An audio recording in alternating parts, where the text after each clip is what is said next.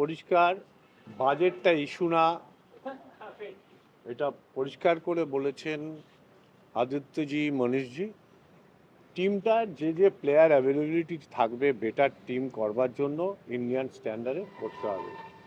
Second thing, foreign player as per coach decision or advice, সেগুলোকে আমরা যাব। প্রয়োজন হলে বিদেশেও যেও টিম রিক্রুট করবার জন্য, প্লেয়ার রিক্রুট করবার জন্য তারও প্ল্যান করতে পারি। সিস্টেমে ঠিক হচ্ছে কি না, টাইমিং ফিক্সড হচ্ছে কি না, সেগুলোকে দেখবে। এছাড়া বিভাস পুরোটাই পরিষ্কার করে বলেছে যে আমাদের মেডিকেল টিমটা খুব দরকার, তার কারণ গত বছর আমরা সবচেয়ে বেশি সাফার করেছি মেডিকেল গ্রাউন্ডে।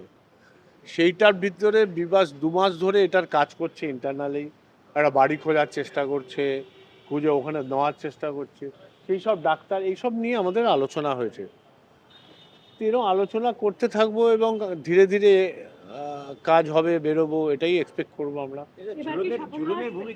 ঝুলনের ভূমিকা, ঝুলনের বক্তব্য হচ্ছে টিম সাফার করছে অনলি ফর আইএসএল, বাকি সে সর্বত্র সাফার করছে, নট দ্যাট। আমাদের ওমেন্স টিম বেটার রেজাল্ট করছে, রিজার্ভ টিমও ভালো খেলছে, সবসময় চ্যাম্পিয়ন হয় তা না, চ্যাম্পিয়ন থেকে চ্যাম্পিয়নশিপে আছে কি না সেটা দেখার দরকার হয়।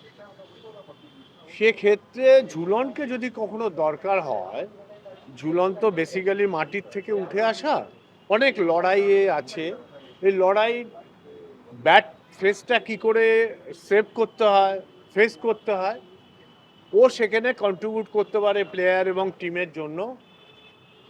যেভাবে আমরা ক্লাব কিংবা কোম্পানি ওকে ইউজ করতে চাইবো, ও ইউজ করতে হতে রাজি আছে।